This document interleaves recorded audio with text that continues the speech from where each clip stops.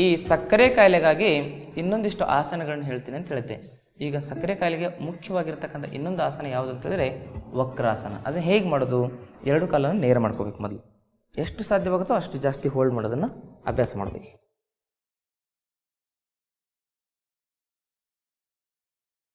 ವಾಪಸ್ ಈ ಕಡೆಗೆ, ಆದರೆ ಕೈ ಮಾತ್ರ ಅಪೋಸಿಟ್ ಆಗಿರ್ಬೇಕು. ಹೊಟ್ಟೆಯನ್ನು ಗಮನಿಸ್ತಾ ಹೋಗ್ಬೇಕು.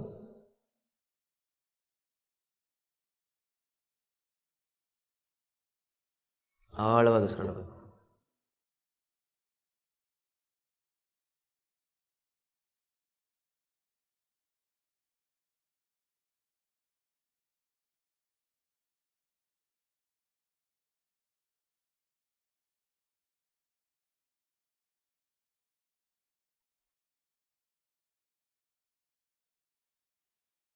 ವಾಪಸ್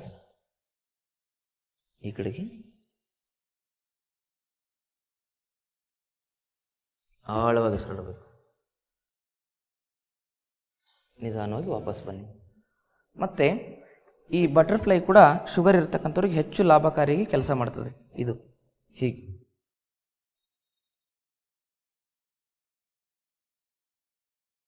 ನೇರ ಕೂತ್ಕೊಂಡಿರ್ಬೇಕು. ಈ ರೀತಿ ಜೋರಾಗಿ ಮಾಡ್ಬೇಕು. ಸ್ವಲ್ಪ ಇದೆರಡು ಟಚ್ ಆಗ್ಬೇಕು ಹಿಂಗೆ ಈ ರೀತಿ. ಯಾಕಂತೇಳಿದ್ರೆ ಶುಗರ್ ಬಂದಿದೆ ಅಂತೇಳಿದ್ರೆ ಆಟೋಮೆಟಿಕಲಿ ಕಿಡ್ನಿಗೆ ಹೋಗೇ ಬಿಡ್ತದೆ. ಶುಗರಿಂದ ನೆಕ್ಸ್ಟ್ ಸ್ಟೇಜ್ ಕಿಡ್ನಿ. ಈ ಶುಗರ್ ಒಂದು ಬಂತು ಅಂತ ಹೇಳಿದ್ರೆ ಎಲ್ಲವನ್ನೂ ಹಾಳು ಮಾಡ್ತದೆ. ಏನು ಮಾಡಬೇಕು? ಉಸಿರು ಬಿಡ್ತಾ ಕೆಳಗೆ, ಉಸಿರು ತೆಗೆದುಕೊಂಡ ಮೇಲೆ, ಉಸಿರು ಬಿಡ್ತಾ ಕೆಳಗೆ, ಉಸಿರು ತೆಗೆದುಕೊಳ್ತಾ ಮೇಲೆ, ಉಸಿರು ಬಿಡ್ತಾ ಕೆಳಗೆ, ಉಸಿರು ತೆಗೆದುಕೊಳ್ತಾ ಮೇಲೆ, ಉಸಿರು ಬಿಡ್ತಾ ಕೆಳಗೆ. ಹೀಗೆ ಮಾಡ್ತಾ ಹೋಗ್ಬೇಕು. ಯಾರಿಗೆ ಪೂರ್ತಿ ನೆಲಕ್ಕೆ ಸ್ಪರ್ಶ ಮಾಡ್ಲಿಕ್ಕಾಗಲ್ವೋ ಅಟ್ಲೀಸ್ಟ್ ಅವರು ಕಾಲಿಗೆ ಟಚ್ ಮಾಡ್ಕೋಬೇಕು. ಈ ಥರ ಮಾಡಿದ್ರೆ ಏನಾಗುತ್ತೆ, ನಿಮ್ಮ ಕಿಡ್ನಿಗಳು ಸ್ವಸ್ಥವಾಗ್ತಾ ಹೋಗುತ್ತೆ. ಹೀಗೆ ಮಾಡ್ಕೋಬೋದು, ಹೀಗೆ ಕೈಯಿಂದ.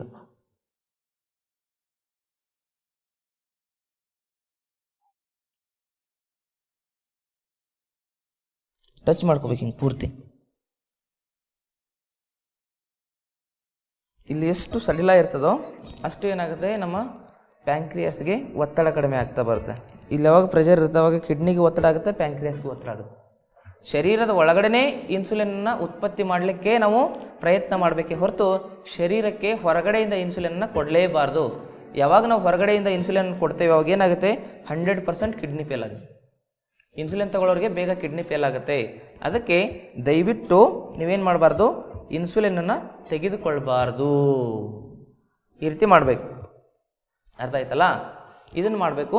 ಮತ್ತು ಇನ್ನೊಂದಿಷ್ಟು ನಿಂತ್ಕೊಂಡು ಮಾಡ್ತಕ್ಕಂಥ ಆಸನಗಳು ಶುಗರ್ಗೆ ತುಂಬ ಅವಶ್ಯಕವಾಗಿದ್ದಾವೆ. ಅವುಗಳ ಬಗ್ಗೆ ಸಂಪೂರ್ಣವಾಗಿರ್ತಕ್ಕಂಥ ಮಾಹಿತಿಯನ್ನು ಕೊಡ್ತೀನಿ. ಮತ್ತು ಈ ಸೂರ್ಯ ನಮನ ಅಂತ ಇದೆ, ಇದಕ್ಕೆ ಸೂರ್ಯಾಸನ ಅಂತ ಕೂಡ ಕರೀತಾರೆ. ಇದನ್ನು ಹೇಗೆ ಮಾಡೋದು ಅನ್ನೋದ್ರ ಬಗ್ಗೆ ನಾವು ತಿಳ್ಕೊಬೇಕು. ಹಾಗಿದ್ರೆ ಸೂರ್ಯ ನಮನವನ್ನು ಹೇಗೆ ಮಾಡೋದು ಅನ್ನೋದನ್ನು ಈಗ ನೋಡೋಣ. ನಿಂತ್ಕೋಬೇಕು ಹೀಗೆ ನೇರವಾಗಿ ನಿಂತ್ಕೊಂಡ್ಮೇಲೆ, ಇದು ತುಂಬ ಇಂಪಾರ್ಟೆಂಟ್. ಇದು ದೇಹದೊಳಗಡೆ ಸರ್ಕ್ಯುಲೇಷನ್ ಇಂಪ್ರೂವ್ ಮಾಡುತ್ತೆ. ಯಾವಾಗ ದೇಹದೊಳಗಡೆ ಸರ್ಕ್ಯುಲೇಷನ್ ಇಂಪ್ರೂವ್ ಆಗುತ್ತೆ ಅವಾಗೇನಾಗುತ್ತೆ, ಶುಗರ್ ತಂತಾನೆ ವಾಸಿ ಆಗುತ್ತೆ. ಏಕಂ ದ್ವೇ ತ್ರೀಣಿ, ಮೊದಲು ಎಡಗಾಲಿಂದ, ಚತ್ವಾರಿ, ಪಂಚ, ಷಟು, ಸಪ್ತ, ಅಷ್ಟ, ನವ, ದಶ, ವಾಪಸ್ ಎಡಗಾಲ ಮುಂದೆ, ಏಕಾದಶ, ದ್ವಾದಶ, ಸಮಸ್ತತೆ. ಉಸಿರು ತಗೊಳ್ಳೋದಕ್ಕೆ ಪೂರಕ ಅಂತ ಹೇಳ್ತಾರೆ ಸಂಸ್ಕೃತದಲ್ಲಿ, ಉಸಿರು ಬಿಡೋದಕ್ಕೆ ರೇಚಕ್ ಅಂತ ಹೇಳ್ತಾರೆ. ಹೇಗೆ ನೋಡಿ, ಪೂರಕ ಅಂದರೆ ಉಸಿರು ತಗೊಳ್ಳೋದು, ಪೂರಕ್,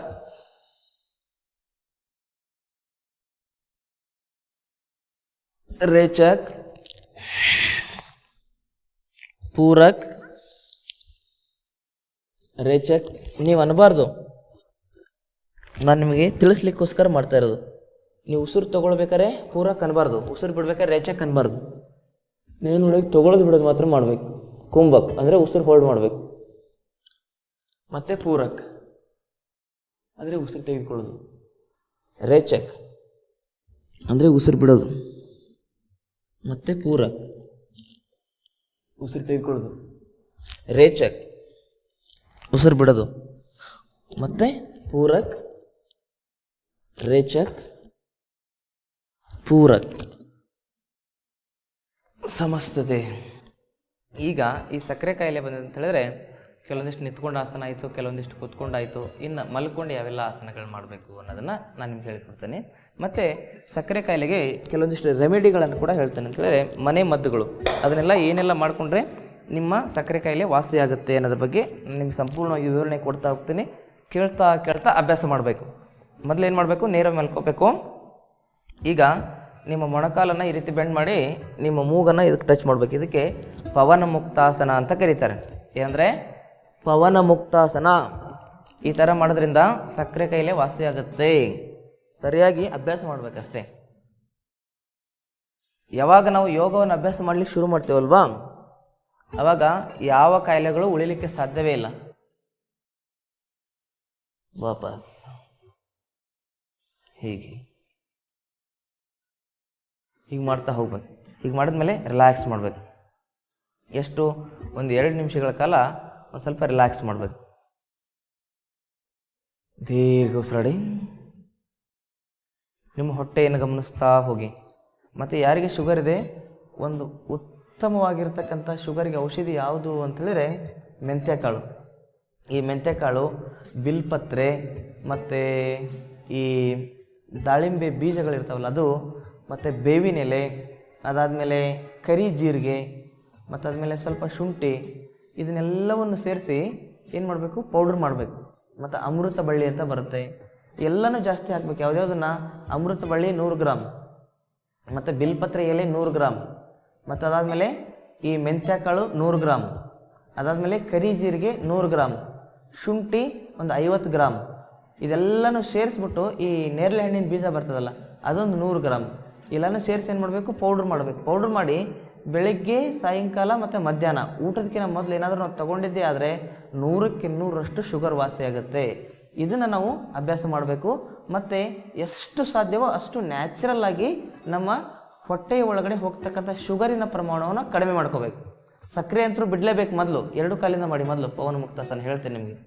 ಹೀಗೆ ಮಾಡಬೇಕು 2 ಕಾಲಿಂದ. ಸಕ್ಕರೆಯಿಂದ ನಮ್ಮ ದೇಹಕ್ಕೆ 1% ಕೂಡ ಲಾಭ ಇಲ್ಲ. ಶುಗರ್ ಇರೋರು ಒಂಚೂರು ಬೆಲ್ಲ ಬೇಕಾದ್ರೆ ತಿನ್ಬೋದು, ಆದರೆ ಸಕ್ಕರೆ ತಿನ್ನಬಾರ್ದು. ಮತ್ತು ಈ ಶುಗರ್ ಲೆಸ್ ಅಂತ ಬರ್ತಾವೆ ನೋಡಿ, ಈ sugarless coffee, sugarless tea, sugarless biscuit, ಇದು ತುಂಬ ಡೇಂಜರಸ್. ಇದಕ್ಕಿಂತ ಸ್ವಲ್ಪ ಶುಗರ್ ತಿಂದ್ರೇ ಒಳ್ಳೆಯದು. ಅದಕ್ಕೆ ಶುಗರ್ ಲೆಸ್ ಇದೆಯಲ್ವಾ, ಅದನ್ನು ನಾವು ಅವಾಯ್ಡ್ ಮಾಡಬೇಕು. ಮತ್ತು ಎಷ್ಟು ಸಾಧ್ಯವಾಗುತ್ತೋ ಅಷ್ಟು ನಮ್ಮ ಹೊಟ್ಟೆ ಮೇಲೆ ನಿಯಂತ್ರಣವನ್ನು ಇಟ್ಕೋಬೇಕು. ಹೊಟ್ಟೆ ಯಾವತ್ತು ನಮ್ಮ ನಿಯಂತ್ರಣದಲ್ಲಿ ಇರಲ್ವೋ, ನಮ್ಮ ಬಾಯಿ ಯಾವತ್ತು ನಮ್ಮ ನಿಯಂತ್ರಣದಲ್ಲಿ ಇರಲ್ವೋ, ಅವಾಗೇನಾಗುತ್ತೆ, ಎಲ್ಲ ಸಮಸ್ಯೆಗಳು ಮೂಲವಾಗಿ ಉದ್ಭವಿಸಿ ನಮ್ಮನ್ನು ಸರ್ವನಾಶ ಮಾಡುತ್ತೆ. ಅದಕ್ಕೆ ಇದನ್ನು ನಾವು ಮಾಡ್ತಾ ಹೋದರೆ ಏನಾಗುತ್ತೆ ಅಂತೇಳಿದ್ರೆ, ನಿಮ್ಮ ಹೊಟ್ಟೆಯಲ್ಲಿ ಸಮಾನ ವಾಯು ಆ್ಯಕ್ಟಿವ್ ಆಗುತ್ತೆ. ನಮ್ಮ ದೇಹದಲ್ಲಿ 5 ವಾಯುಗಳು ಇರ್ತಾವೆ ಅಂತ ಹೇಳಿದ್ದೀನಿ, ಪ್ರಾಣ, ಅಪಾನ, ವ್ಯಾನ, ಉದಾನ, ಸಮಾನ ಅಂತ. ಅದರಲ್ಲಿ ಸಮಾನ ವಾಯು ಈ ರೀತಿ ಮಾಡಿದ್ರೆ ಆ್ಯಕ್ಟಿವ್ ಆಗುತ್ತೆ. ಹೀಗೆ ಮಾಡಬೇಕು.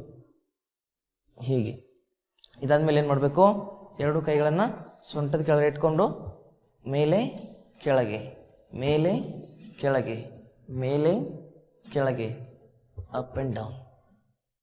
ಹೀಗೆ ಇದಾದ್ಮೇಲೆ 2 ಕಾಲನ್ನು ಮಡಚಿ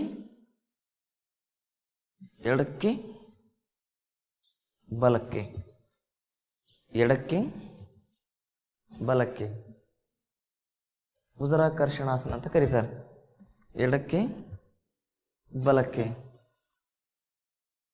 ಈ ರೀತಿ ಮಾಡ್ಬೇಕು. ಇದಾದ್ಮೇಲೆ ಏನು ಮಾಡ್ಬೋದು, ಸೇತು ಬಂಧಾಸನ. ಹೀಗೆ ಬಂದು ಶುಗರರಿಗೆ ತುಂಬ ಇಂಪಾರ್ಟೆಂಟ್ ಇವೆಲ್ಲ ಆಸನಗಳು. ಕರೆಕ್ಟಾಗಿ ಮಾಡ್ಬೇಕು. 2 3 4 5 ಹೀಗೆ ಒಂದು 20 ಬಾರಿ ಮಾಡ್ಬೇಕು. ಹೀಗೆ ಹೀಗೆ ಮಾಡ್ತಾ ಹೋದ್ರೆ ಏನಾಗುತ್ತೆ, ಬೆನ್ನು ನೋವಿನ ಸಮಸ್ಯೆಯೂ ಕೂಡ ಕಡಿಮೆ ಆಗುತ್ತೆ ಈ ಸೇತುಬಂಧಾಸನ ಮಾಡಿದರೆ. ಮತ್ತು ಕಾಲನ್ನು ಏನು ಮಾಡ್ಬೋದು, ಹೀಗೆ ತಿರುಗಿಸ್ಬೇಕು. ಹಿಂಗೆ 1 2 3 4, ತಲೆ ಎತ್ತಬಾರ್ದು, 5 6 ಹೀಗೆ. ಮತ್ತೆ ವಿರುದ್ಧ ದಿಕ್ಕಿನಲ್ಲಿ 1 2 3 4 5 ಹೀಗೆ ಒಂದು 20 ಬಾರಿ. ಇದನ್ನು ನಾವು ಹೆಚ್ಚು ಹೆಚ್ಚು ಹೆಚ್ಚು ಹೆಚ್ಚು ಅಭ್ಯಾಸ ಮಾಡಬೇಕು. ಈ ಎಲ್ಲ ಆಸನಗಳನ್ನು ನಾವು ಮಲ್ಕೊಂಡು ಅಭ್ಯಾಸ ಮಾಡೋದ್ರಿಂದ ನಮ್ಮ ಶುಗರಿನ ಸಮಸ್ಯೆ ಸಂಪೂರ್ಣವಾಗಿ ಕಡಿಮೆ ಆಗುತ್ತೆ. ಹೀಗೆ ಕೊನೆಯದಾಗಿ ಏನು ಮಾಡಬೇಕು, ಮಲ್ಕೊಂಡು ಕೆಲವೊಂದಿಷ್ಟು ಆಸನಗಳು ಮಾಡಬೇಕು. ಅದಾದಮೇಲೆ ಪ್ರಾಣಾಯಾಮವನ್ನು ಅಭ್ಯಾಸ ಮಾಡಬೇಕು. ಹಾಗಾಗಿ ಮಲ್ಕೊಂಡು ಯಾವೆಲ್ಲ ಆಸನಗಳನ್ನ ಮಾಡಬೇಕು ಅನ್ನೋದ್ರ ಬಗ್ಗೆ ಇವಾಗ ನಾನು ನಿಮಗೆ ಹೇಳ್ತೀನಿ. ಏನು ಮಾಡಬೇಕು, ಮಲ್ಕೊಂಡು ಮೊದಲು ಹೀಗೆ ಹೊಟ್ಟೆ ಮೇಲೆ ಮಲ್ಕೋಬೇಕು. ಹೊಟ್ಟೆ ಮೇಲೆ ಮಲ್ಕೊಂಡು ಮೊದಲನೇದು ಏನು ಮಾಡಬೇಕು, ಭುಜಂಗಾಸನ. 1 2 3 ಉಸಿರು ತೊಳೆದ ಮೇಲೆ ಉಸಿರು ಬಿಡ್ತಾ ಕೆಳಗೆ, ಉಸಿರು ತೆಗೆದುಕೊಳ್ತಾ ಮೇಲೆ ಉಸಿರು ಬಿಡ್ತಾ ಕೆಳಗೆ. ಈ ಥರ ಮಾಡಿದ್ರೆ ಏನಾಗುತ್ತೆ, ನಿಮ್ಮ ಶ್ವಾಸಕೋಶಗಳಲ್ಲಿ ಶಕ್ತಿ ಜಾಸ್ತಿ ಆಗುತ್ತೆ. ಮತ್ತು ಈ ಭುಜಂಗಾಸನವನ್ನು ಈ ಬ್ರಿಗ್ ಇಟ್ಕೊಂಡು ಕೂಡ ಮಾಡ್ಬೋದು. ಈ ಬ್ರಿಗ್ ಇದೆ ಅಲ್ವಾ, ನಿಮ್ಮ ಹೊಟ್ಟೆ ಖಾಲಿ ಇರಬೇಕು. ಅದಕ್ಕೆ ಯಾವುದೇ ಆಸನ ಆಗಲಿ ಯಾವುದೇ ಪ್ರಾಣಾಯಾಮ ಆಗಲಿ ಬೆಳಗ್ಗೆ ಖಾಲಿ ಹೊಟ್ಟೆಲೇ ಮಾಡಬೇಕು ಅಂತ ಹೇಳೋದು. ಈ ಥರದ್ದೊಂದು ಬ್ರಿಗ್ ಬರುತ್ತೆ, ಕಟ್ಟಿಗೆದಾಗಿರ್ಬೋದು ಅಥವಾ ನಿಮ್ಮ ಮನೇಲಿ ಮಣ್ಣಿಂದಾಗಿರ್ಬೋದು. ಅದನ್ನು ಇಷ್ಟು ಇರಬೇಕಿದೆ, ಇಷ್ಟು ಗಾತ್ರ. ಇಲ್ಲಿ ನೋಡಿ, ಇಷ್ಟು ಗಾತ್ರ ಇರಬೇಕು. ಇದನ್ನೇನು ಮಾಡ್ಬೇಕಂತ ಹೇಳಿದ್ರೆ ಇಟ್ಕೆ ಆಕಾರನೇ. ಇದನ್ನು ನಿಮ್ಮ ನಾಭಿ ಇದೆ ಅಲ್ವಾ, ಹೊಕ್ಕಳು, ಅದ್ರ ಕೆಳಗಡೆ ಇಟ್ಕೋಬೇಕು. ಈಗ ಇಟ್ಕೊಂಡು ಏನು ಮಾಡಬೇಕು, ಕೈಯನ್ನು ಮೇಲೆತ್ತಬೇಕು, ಎದೆ ಮೇಲೆತ್ತಬೇಕು. 1 2 ನಿರಾವಲಂಬನ ಭುಜಂಗಾಸನ. 3 4 5 ವಾಪಸ್ ಡೌನ್. ಇದಕ್ಕೆ ನಿರಾವಲಂಬನ ಭುಜಂಗಾಸನ ಅಂತ ಕರೀತಾರೆ. ಈ ಥರ ಮಾಡೋದ್ರಿಂದ ಏನಾಗುತ್ತೆ, ನಮ್ಮ ದೊಡ್ಡ ಕರಳು ಮತ್ತು ಸಣ್ಣ ಕರಳು ಇರತಕ್ಕಂಥ ಎಲ್ಲ ಹೊಲಸು ಹೊರಗಡೆ ಹೋಗುತ್ತೆ. ಮೊದಲು ಯಾವುದೇ ಕಾಯಿಲೆ ಬರಲಿ ನಮಗೆ, ಮೊದಲು ಏನು ಮಾಡ್ಕೋಬೇಕು, ಹೊಟ್ಟೆ ಸ್ವಚ್ಛ ಮಾಡ್ಕೋಬೇಕು. ಇದಾದಮೇಲೆ ಶಲಭಾಸನ. ಇದು ಕೂಡ ಹೊಟ್ಟೆ ಮೇಲೆ ಪ್ರೆಷರ್ ಬರುತ್ತೆ. ಹೇಗೆ ಮಾಡೋದು ಅಂತ ಹೇಳಿದ್ರೆ, ನಿಮ್ಮ ಬಲಗೈಯನ್ನು ಬಲಗಾಲಿಂದ ಇಟ್ಕೊಳ್ಳಿ, ಎಡಗೈಯನ್ನು ಮುಂದೆ ಮಾಡಿ. ಈಗ ಬಲಗಾಲು ಮತ್ತು ಎಡಗೈಯನ್ನು ಮೇಲೆತ್ತಿ, ವಾಪಸ್ ಮತ್ತೀಗ ಅಪೋಸಿಟ್. ಎಡಗಾಲ ತೊಡೆ ಕೆಳಗಡೆ ಇಟ್ಕೊಳ್ಳಿ, ಎಡಗಾಲು ಮತ್ತು ಬಲಗೈ ಮೇಲೆತ್ತಿ, ಮುಂದೆ ನೋಡಿ, ವಾಪಸ್. ಈಗ ಧನುರಾಸನ. 2 ಕಾಲಿಂದ ಇಟ್ಕೋಬೇಕು, ಕೈಯಿಂದ ಉಸಿರು ತೆಗೆದುಕೊಳ್ತಾ ನಿಧಾನ ಮೇಲೆ, ವಾಪಸ್.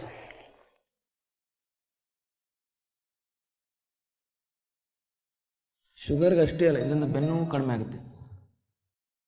ವಾಪಸ್ ಮತ್ತೆ ಎತ್ತಿ, ವಾಪಸ್. ಇದಾದ್ಮೇಲೆ ಏನು ಮಾಡಬೇಕು, 2 ಕಾಲುಗಳನ್ನ ಅಗಲ ಮಾಡ್ಕೋಬೇಕು. ಅಗಲ ಮಾಡಿಕೊಂಡು ಮಕರಾಸನ ಮಾಡಬೇಕು.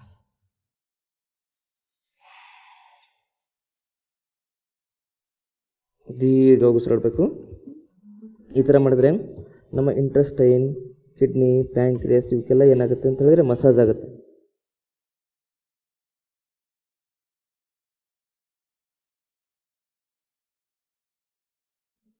ದೀರ್ಘವಾಗಿ ಉಸಿರಾಡಬೇಕು. ಇದನ್ನು ಎಲ್ಲ ಆಸನಗಳಾದಮೇಲೆ ಒಂದು 15 ನಿಮಿಷ ಮಾಡಬೇಕು. ಮಿನಿಮಮ್ ಒಂದು 5 ನಿಮಿಷನಾದರೂ ಮಾಡಬೇಕು. ಇದಾದ್ಮೇಲೆ ಏನು ಮಾಡಬೇಕು, ನಿಧಾನ 2 ಕಾಲನ್ನು ಸೇರಿಸ್ಕೋಬೇಕು, ಒಂದೇ ಕೆನೆ ಮೇಲೆ ಮಲ್ಕೋಬೇಕು. ನಿಧಾನ ಕೆನೆ ಚೇಂಜ್ ಮಾಡಬೇಕು. ಅಂದರೆ ಎಲ್ಲ ಸಮಸ್ಯೆ ಸರಿಯಾಗುತ್ತೆ. ನಿಧಾನವಾಗಿ ಎದ್ದು ಕುತ್ಕೋಬೇಕು. ಹೀಗೆ ಇವಾಗೆಲ್ಲ ಹೇಳಿದ್ನಲ್ಲ, ಈ ಎಲ್ಲ ಆಸನಗಳು ಸಕ್ಕರೆ ಕಾಯಿಲೆಗೆ ಅತಿ ಉಪಯುಕ್ತ. ಇವನ್ನ ಎಷ್ಟು ಸಾಧ್ಯವಾಗುತ್ತೋ ಅಷ್ಟು ಸಮಯವನ್ನು ಹಾಕಿ ಮಾಡಬೇಕು. ಒಂದು 5 ನಿಮಿಷನೋ 10 ನಿಮಿಷನೋ ಮಾಡಿದ್ರೆ ಏನೂ ಆಗಲ್ಲ. ಎಲ್ಲ ಆಸನ ಮಾಡಲಿಕ್ಕೆ ಸರಿಸುಮಾರು ಒಂದು 45 ನಿಮಿಷ ಬೇಕಾಗುತ್ತೆ ಆಸನ ಮಾಡಿ ರಿಲ್ಯಾಕ್ಸೇಷನ್ ಮಾಡಲಿಕ್ಕೆ. ಆವಾಗ ಏನಾಗುತ್ತೆ, ಬಾಡಿ ಒಂದು ಸ್ಟೇಜಿಗೆ ಬರುತ್ತೆ. ಆವಾಗ ನೀವೇನು ಮಾಡ್ಕೋಬೋದು, ಪ್ರಾಣಾಯಾಮವನ್ನು ಅಭ್ಯಾಸ ಮಾಡ್ಕೋಬೋದು. ಹಾಗಿದ್ರೆ ನಮ್ಮ ದೇಹದ ಒಳಗಡೆ ಸಕ್ಕರೆ ಕಾಯಿಲೆ ಬಂದಿದೆ ಅಂತ ಹೇಳಿದ್ರೆ ಒಂದು ರೆಸ್ಪಿರೇಟರಿ ಸಿಸ್ಟಮ್ ಮತ್ತು ಇನ್ನೊಂದು ಸರ್ಕ್ಯುಲೇಟರಿ ಸಿಸ್ಟಮ್ ಸರಿಯಾಗಿರೋದಿಲ್ಲ. ಹಾಗಾಗಿ ನಮ್ಮ ರೆಸ್ಪಿರೇಟರಿ ಸಿಸ್ಟಮ್ ಸರಿ ಮಾಡ್ಕೊಳ್ಳಿಕ್ಕೆ ಪ್ರಾಣಾಯಾಮ, ಸರ್ಕ್ಯುಲೇಟರಿ ಸಿಸ್ಟಮನ್ನು ಸರಿ ಮಾಡ್ಕೊಳ್ಳಿಕ್ಕೆ ಆಸನಗಳು.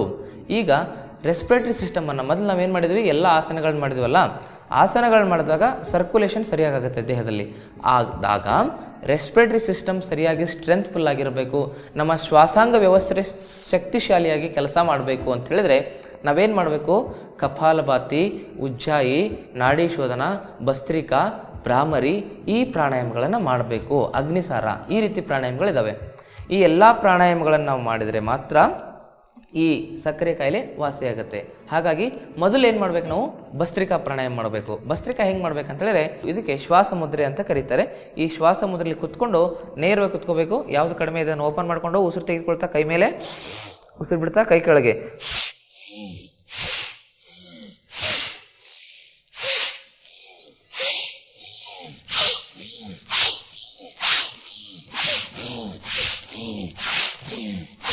ಹೀಗೆ ಒಂದು 21 ಬಾರಿ ಮಾಡಬೇಕು. ಈ ರೀತಿ ಒಂದು ಕಡೆ ಮಾಡ್ಕೊಂಡಾದ್ಮೇಲೆ ಇನ್ನೊಂದು ಕಡೆ 21 ಬಾರಿ, ಈ ಕಡೆ 21 ಬಾರಿ ಆದಮೇಲೆ ಏನು ಮಾಡಬೇಕು, ಎರಡು ಕಡೆಯಿಂದ 21 ಬಾರಿ ಮಾಡಬೇಕು. ಈಗ ಈ ಕಡೆ ಮಾಡೋಣ.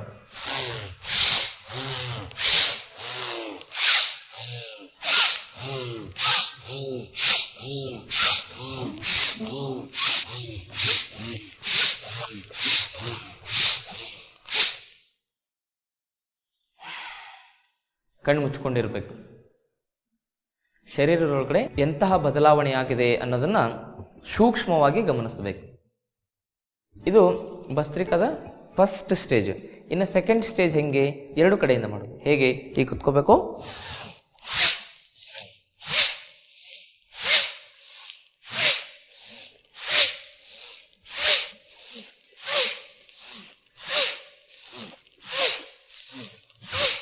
ಉಸಿರಾಟವನ್ನು ಗಮನಿಸಬೇಕು.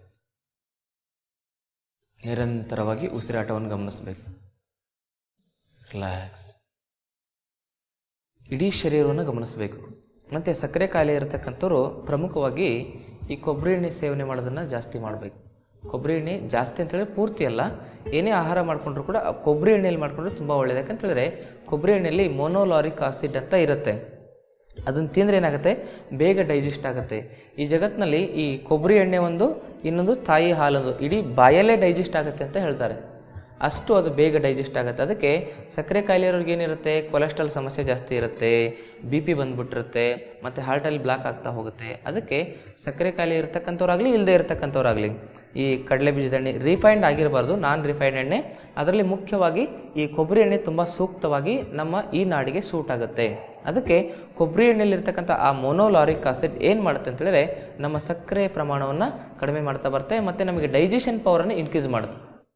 ನಮ್ಮ ದೇಹದಲ್ಲಿ ಕೆಟ್ಟ ಕೊಲೆಸ್ಟ್ರಾಲ್ ಅಂತ ಏನಿದೆ ಅಲ್ವಾ, ಟ್ರೈಗ್ಲಿಸರೈಡ್ ಕೊಲೆಸ್ಟ್ರಾಲು, ಇದರ ಪ್ರಮಾಣವನ್ನು ಕಡಿಮೆ ಮಾಡುತ್ತೆ.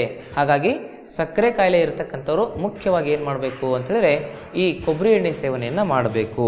ಭಸ್ತ್ರಿಕಾ ಮಾಡೋ ಸಂದರ್ಭದಲ್ಲಿ ಮುಖ್ಯವಾಗಿ ಏನಾಗುತ್ತೆ ಅಂತ ಹೇಳಿದ್ರೆ ನಮ್ಮ ಹೊಟ್ಟೆಯಲ್ಲಿರ್ತಕ್ಕಂಥ ಜಠರಾಗ್ನಿ ಏನಾಗುತ್ತೆ, ಆ್ಯಕ್ಟಿವ್ ಆಗುತ್ತೆ. ಯಾವಾಗ ಜಠರಾಗ್ನಿ ಆ್ಯಕ್ಟಿವ್ ಆಗುತ್ತೆ ಆವಾಗ ನಮ್ಮ ಸಕ್ಕರೆ ಕಾಯಿಲೆ ವಾಸಿಯಾಗುತ್ತೆ. ಹೀಗೆ ಈ ಎರಡೂ ಪ್ರಾಣಾಯಾಮ ಏನು, ಒಂದು ಕಡೆಯಿಂದ ಮಾಡ್ತಕ್ಕಂಥದ್ದು ಇನ್ನೊಂದು ಕಡೆಯಿಂದ ಮಾಡ್ತಕ್ಕಂಥದ್ದು, ಇದಕ್ಕೆ ಫಸ್ಟ್ ಸ್ಟೇಜ್ ಆಫ್ ಭಸ್ತ್ರಿಕಾ ಅಂತ ಕರೀತಾರೆ. ಮತ್ತು ಎರಡೂ ಕಡೆಯಿಂದ ಮಾಡ್ತಕ್ಕಂಥದ್ದಕ್ಕೆ ಸೆಕೆಂಡ್ ಸ್ಟೇಜ್ ಆಫ್ ಭಸ್ತ್ರಿಕಾ ಅಂತ ಕರೀತಾರೆ. ಈ ಸೆಕೆಂಡ್ ಸ್ಟೇಜ್ ಇದೆ ಅಲ್ವಾ, ಇದನ್ನು 21ರಂತೆ 3 ಸರಿ ಮಾಡಬೇಕು.